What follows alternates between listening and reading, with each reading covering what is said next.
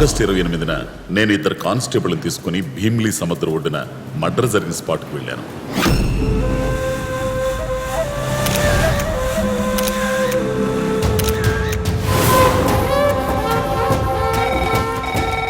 మాకు భీమ్లీ బీచ్లో ఒక అమ్మాయి శవం దొరికింది.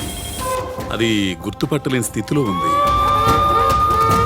ఈ అమ్మాయిని చంపిన హంతకులు ఓ క్లూ వదిలేసి వెళ్లారు. ఏంటది?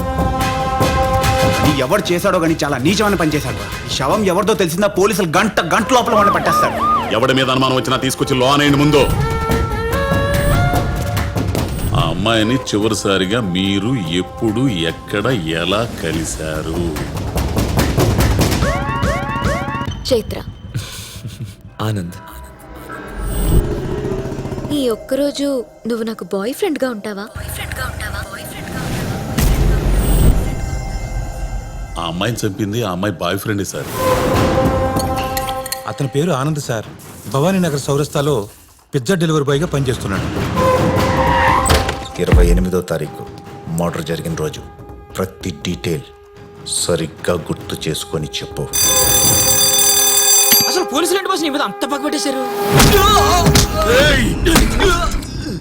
No court, no FIR, no charge sheet, only encounter sir దీనికి సమాధానం.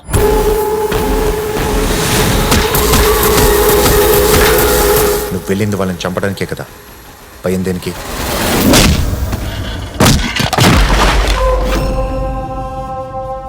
అవును బాసు, మర్డర్ చేసేవా?